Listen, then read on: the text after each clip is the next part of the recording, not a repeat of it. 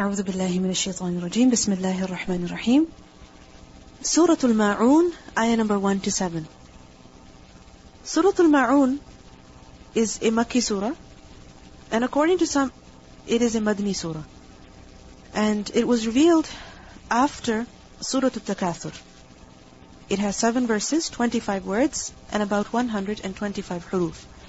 It is also said that the surah is called Ad-Deen or Al-Yatim. Why? Because both are mentioned in the surah. Bismillahir Rahmanir Rahim. أَرَأَيْتَ الَّذِي يُكَذِّبُ بِالدِّينِ? Have you seen the one who denies the recompense? أَرَأَيْتَ? Have you seen? Do you know who he is? Have you ever reflected on his case? Who? الَّذِي يُكَذِّبُ بِالدِّينِ, the one who denies the deen. The word deen has several meanings. Of them is religion. Of them is recompense. And over here, ad-deen means recompense, meaning the day of recompense. Maliki yawmiddin. So, أَرَأَيْتَ الَّذِي يُكَذِّبُ بِالدِّينِ, have you reflected on the case of the one who denies the day of judgment? Who denies the concept of recompense? If you think about it, the day of judgment has many descriptive names. We have learned about many descriptive names of the Day of Judgment. But over here in particular, Allah mentions ad-deen. Because what is deen?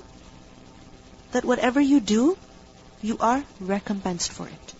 If you do good, you are rewarded for it.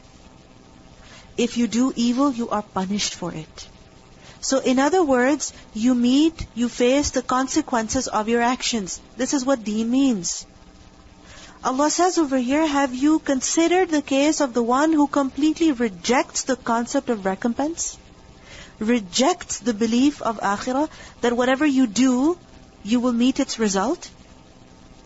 When a person thinks like this, that whatever you do, you will not meet its result, there is no recompense, there is no punishment, there is no reward, what is he going to do?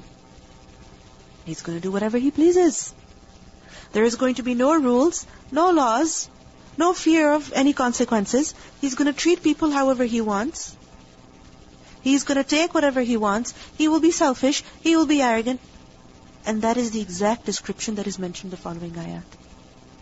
Allah says, فَذَلِكَ, so that is, meaning the person who يُكَذِّبُ بِالدِّينِ, that is the one who, الَّذِي يَدُعُ الْيَتِيمِ, the one who drives away the orphan. He is the one who will drive away the orphan. يَدُعُ, da' dal ayn ayn.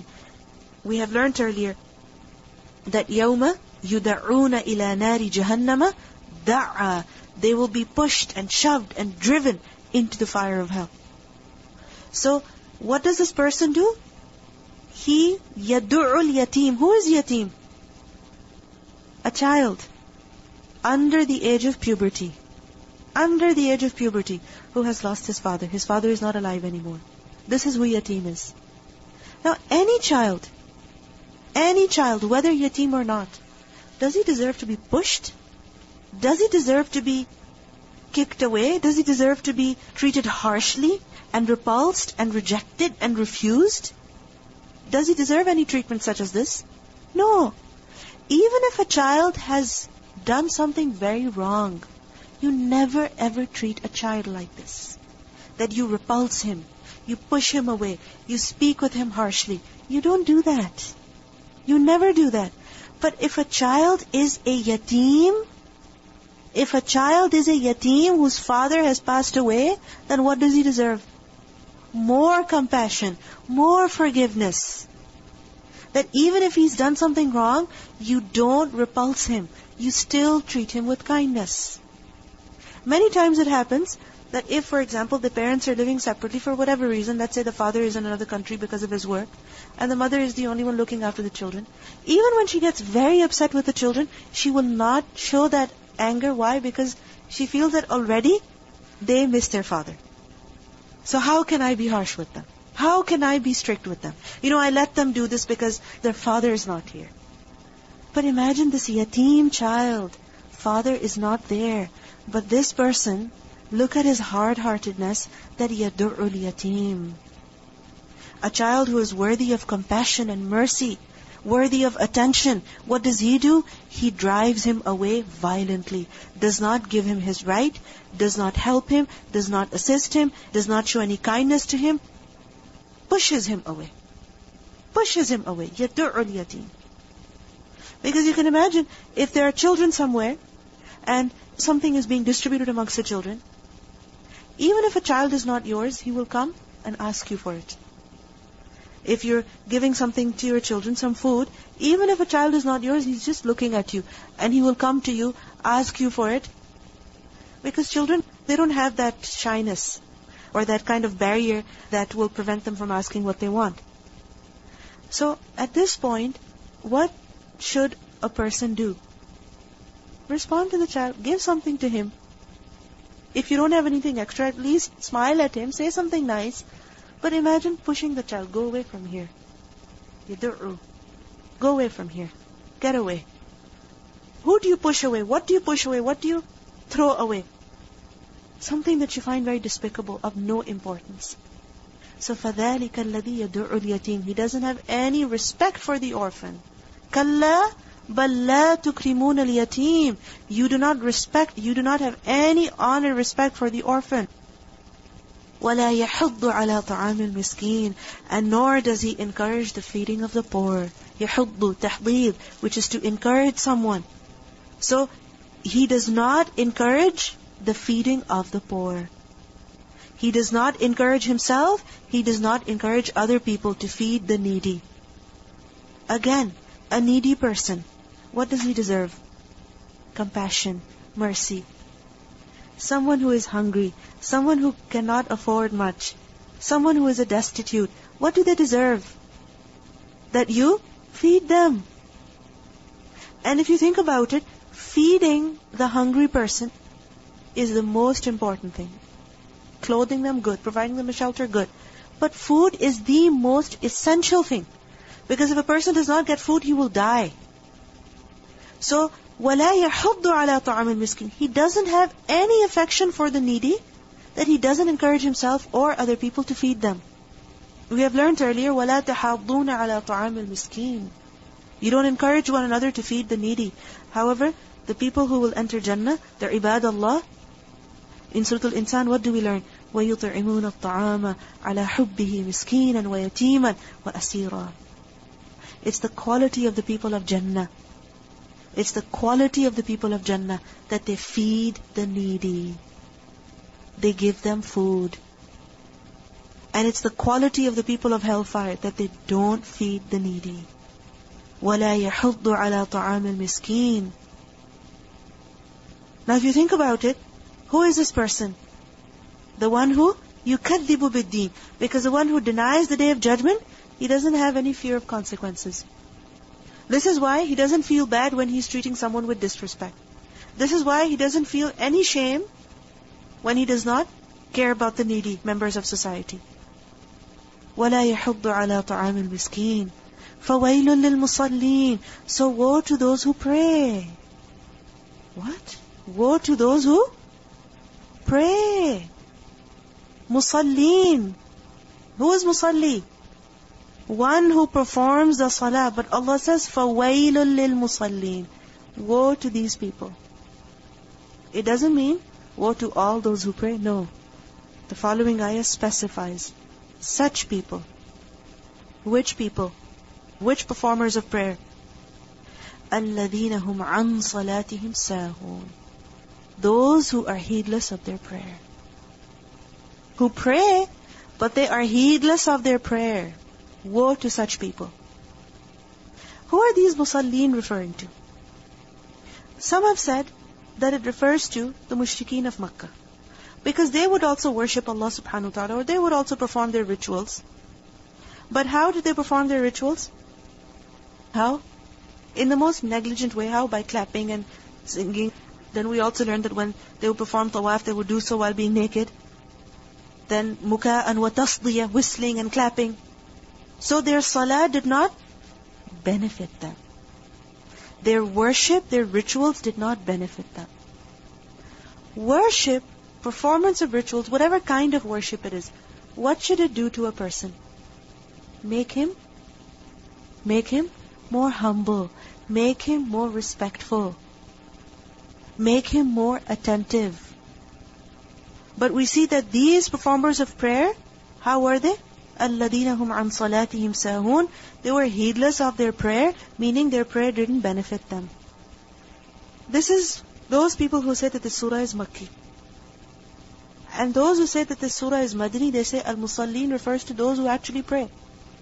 But how do they pray? Meaning how do they perform the salat that we know? الَّذِينَ هُمْ عَنْ صَلَاتِهِمْ سَاهُونَ. They are negligent, heedless of their prayer. What does it mean by sahun? Sahun is a plural of sahin, from the root letter sin, how wow. And sahin is someone who is forgetful, someone who is unmindful, someone who is inattentive towards something. Absent-minded. Sahu. What does sahu mean? To be absent-minded, to not pay attention to something. For example, if a person is not paying attention during his salah, what's going to happen? He will forget whether he is on the second rak'ah or the third rak'ah, whether he performed 3 rak'ahs or 4. So at the end, what is he supposed to do? Sajda sahu. Same, sajda sahu. It's a sajda that he has to perform. Why? Because of being negligent. Because of forgetting. So what does it mean by this? الَّذِينَ هُمْ عَنْ صَلَاتِهِمْ سَاهُونَ. Notice, first of all, it hasn't been said الَّذِينَ هُمْ فِي صَلَاتِهِمْ سَاهُونَ. فِي صَلَاتِهِمْ سَاهُونَ would mean that while they're praying, they forget. While they're praying, they forget whether they're in their second rak'ah or the third rak'ah. One is that a person, he doesn't pay attention to his salah, which is why he forgets. But the other is that you are paying attention and all of a sudden you cannot figure out where you are, what's happening all of a sudden. So that is forgiven, which is why we perform sajda sahu at the end. The problem here is an salatihim sahun. What does it mean by an salatihim sahun? That they are heedless about their prayers. Being heedless about the prayer means that a person does not care about the timing of salah, the proper performance of salah. He doesn't care about the prerequisites of salah. He doesn't pay much attention to performing the salah properly. So for example, he delays performing. He delays until the last moment. He doesn't care about the proper timing. Similarly, when he's praying, he's not performing the ruku or the sujood properly. He's not paying much attention to it. He doesn't know how much he has prayed. Similarly, he prays sometimes, and other times he completely leaves the salah. He prays sometimes, and other times he doesn't pray at all. So in other words, an salatihim sahun, what does it mean? That they don't give importance to salah. They don't pay much attention to the prayer. Because a person who cares about salah, he will perform at the right time, in the proper way, fulfilling all the prerequisites, fulfilling all of the conditions, all of the arkan. And a person who doesn't care about salah, he doesn't care about the timing. He doesn't care about how he's praying. She doesn't care about how her hijab is, if the hair is showing or not, if the clothes are proper or not, the sleeves are too short, or the clothes are too tight. She won't care about that. So the one who cares about salah, who gives importance, he will pray properly. And the one who doesn't, he will not pray properly. Now again, if you link it with the first ayah, أَرَأَيْتَ الَّذِي يُكَذِّبُ بِالدِّينِ, who is careful about his salah? Who pays attention to salah? The one who cares about his akhirah. The one who cares about his akhirah. That every single movement is important. Every single prerequisite is essential. Every single step of salah is important. And how much ever I invest in salah, that is what I get out of it. So the person who is concerned about the akhirah, he will pay attention to his salah, and as a result he will benefit from his salah. And a person who doesn't care much about the akhirah, he will not care about the salah either. The Prophet ﷺ said, this is the prayer of the hypocrite. This is the prayer of the hypocrite. This is the prayer of the hypocrite. That he watches the sun at Asr time until when it reaches between the two horns of shaitan, meaning when it's about to set, then he gets up quickly and performs the prayer carelessly, in which he remembers Allah but little. So he's waiting until when? The last moments. The last moment, delaying until the last moments. And then he gets up quickly and performs quickly, just to get it over with. And how does he perform the salah? Without remembering Allah. Carelessly. Think about it. If you're ever praying at the last moment, for example, Fajr, can you pay attention to what you're saying? You can't. Because you're running against the clock. You're running against the clock. So you have to speed up your salah, and in that process you also cannot pay attention to what you're saying. You cannot have khushu'. You cannot get much benefit out of the salah. So, فَوَيْلٌ لِلْمُصَلِّينَ الَّذِينَ هُمْ عَنْ صَلَاتِهِمْ سَاهُونَ. Allah says, الَّذِينَ هُمْ يُرَاءُونَ. Those who make show. Those who show off. يُرَاءُونَ. Ra, hamza, ya, ra'i. What does ra'i mean? To see. And ra'a, yura'i is to make someone else see. To show to someone. So why are they performing the salah? Why? Just to show to other people that, look, I pray. I prayed. Just to satisfy the eyes of other people. الَّذِينَ هُمْ يُرَاءُونَ. So on the outward, they are doing apparently good deeds. But this is for whose sake? Just for the sake of people, just to satisfy them. الَّذِينَ هُمْ يُرَاءُونَ وَيَمْنَعُونَ الْمَاعُونَ. And they withhold simple assistance. يَمْنَعُونَ مَنْعُ. They withhold, they stop it, they don't give it. What? Ma'un. Ma'un from the root letters, Mim, Ain, Noon. Ma'ana. Ma'ana literally means to flow. Ma'im ma'in. Ma'im ma'in. Water that is flowing. One root of the word ma'in is from Ain, Ya, Noon, and the other is Mim, Ain, Noon. And ma'ana literally means to flow. So ma'un refers to those things that are meant to flow. What does it mean by that? Meaning there are such small things that are meant to go from person to person, means understood. Like for example, a pen or a pencil. Today you have it, you're using it, and then tomorrow it's with your friend, and day after your sister takes it. It happens, right? These things are meant to flow. Like for example, if you have a particular place of stationery in your house. Today you have it, tomorrow you leave it at school, and then your colleague is using it, and then somebody else is using it. It goes from person to person. Why? It's something small. I mean, we're not talking about a Mont Blanc pen, I mean something that's very expensive, but we're talking about an ordinary pencil. Ordinary pencil. Something that's small, insignificant, not that valuable. How many cents is it? A few cents. And it's meant to flow. But يَمْنَعُونَ الْمَاعُونَ. They don't even give that. So stingy. So selfish.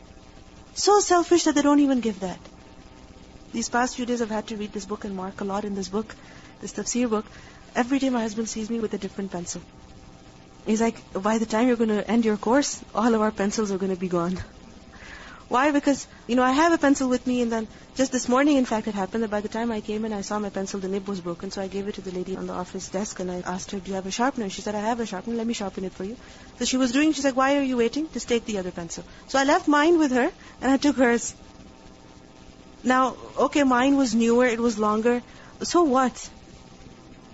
This is ma'un. But if I'm like, no, that's my pencil. This is selfishness. Ma'un, it refers to something small, insignificant, something that's not too valuable, like salt. It is said, مَا لَهُ سَعَةٌ وَلَا مَعْنَةٌ. Meaning neither does he have something big, nor something small. So ma'un is something small. Now with regards to ma'un, it has been said, it refers to something that is a very small quantity. So for example, zakat. Zakat is how much of your total wealth? 2.5%. But وَيَمْنَعُونَ الْمَاعُونَ. They're so selfish they can't even part with 2.5% of their wealth. Then ma'un is also understood as small things of daily use. Small things of daily use, utilities. Like a pin, a safety pin, a needle, a piece of bread, a bowl. Like for example, your neighbor, they come and they ask, do you have salt? Can I please borrow something? Like, it's my salt, why should I give it to her? They never do their groceries on time, and now look at her, she's coming asking me for salt, and she's not going to give me my box back, and I'm going to be in trouble. Similarly, it happens that sometimes you're cooking and all of a sudden you realize you're out of garlic, you're out of ginger, you're out of a particular spice. And if there's some relatives who live close by or some good friends who live close by, you can just quickly go, run to their place and ask them for it. I remember that I had a very, very good neighbor. Alhamdulillah, now also I have amazing neighbors. That many times it happens that you're cooking and all of a sudden you realize, oh my God, I don't have this. So many times I would go up to her house and ask her, do you have garlic? Can I please have a little bit? And many times she would also come to me and ask me. And it's so important to give and share these things because it develops a healthy relationship. This is what develops friendship.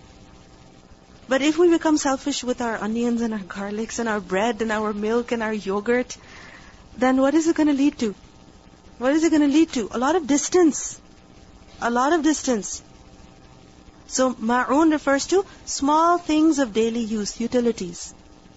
Then it's also said that ma'un refers to such things that should not be forbidden. Like, for example, water. If somebody asks you for water, this is something that we should not forbid. This is something that we should give, we should share. I remember when I had gone for Umrah, I was outside the Masjid al-Nabwi, and I was looking for water containers where you can find Zamzam. Some had Zamzam in them and some didn't. And as I was leaving the women's area, I couldn't find any. So I asked the man who was sitting there, making sure that no men go inside. I asked him that, do you know where the Zamzam is? He said, yeah, it's there, you can go. He was telling me. And all of a sudden I saw a can right by him. So I'm like, okay, I have a kid with me. How do I go all the way? And then he said, why don't you just take it from here? I was so grateful to him that he just told me, take it from here. So I just sat down and drank a whole lot of Zamzam and took some with me as well. That had been kept for him, for those people who work there. But water is something that should not be forbidden.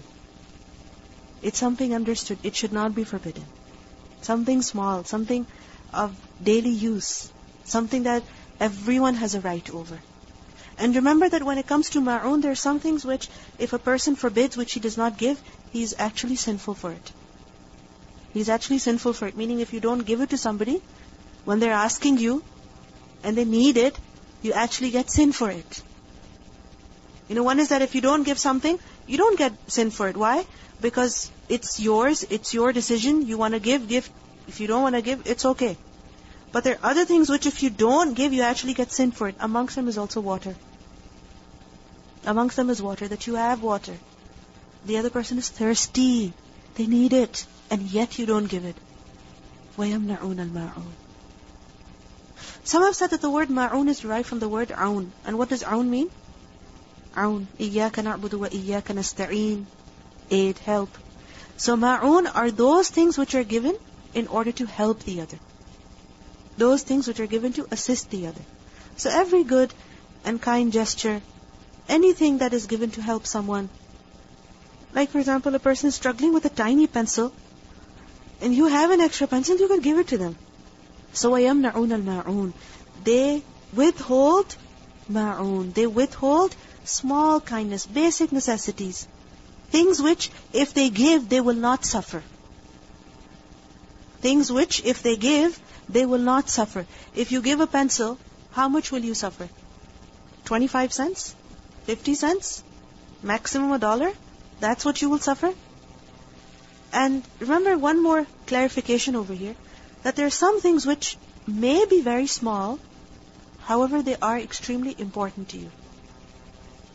They may be very small, but they are very, very important to you, which if you give, the other person takes, then apparently it doesn't seem like a big loss, but you will suffer because of that. For example, you have one pen only, one pencil only, and you're sitting in class and you're writing.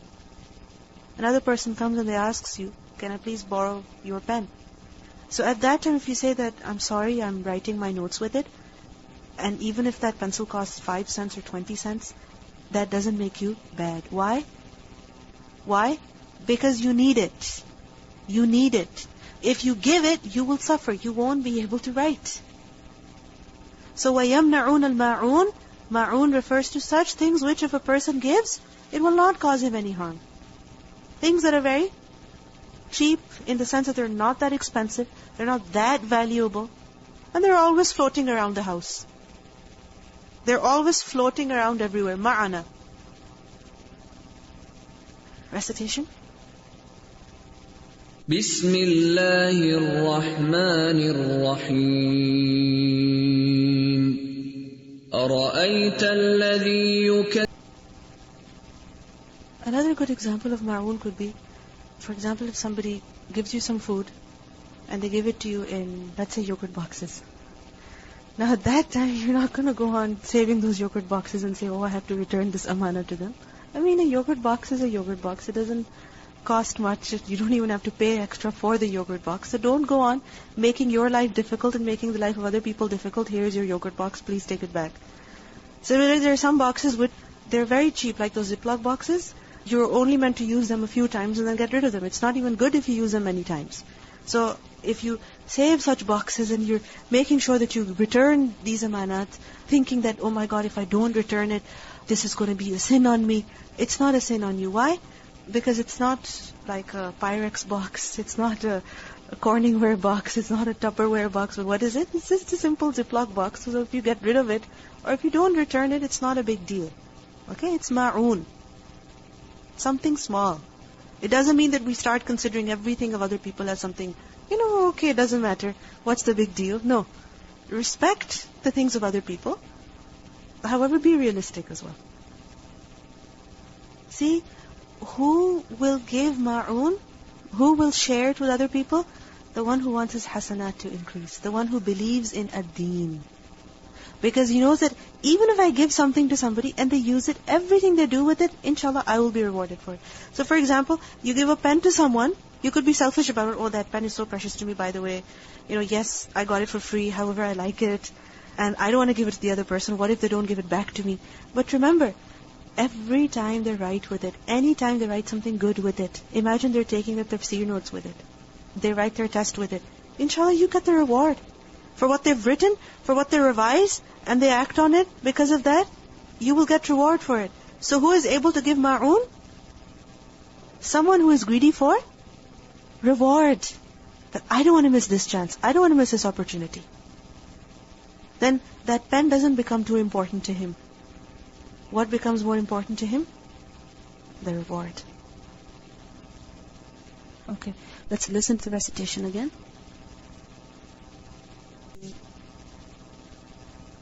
سبحانك اللهم وبحمدك نشهد أن لا إله إلا أنت نستغفرك ونتوب إليك. السلام عليكم ورحمة الله وبركاته.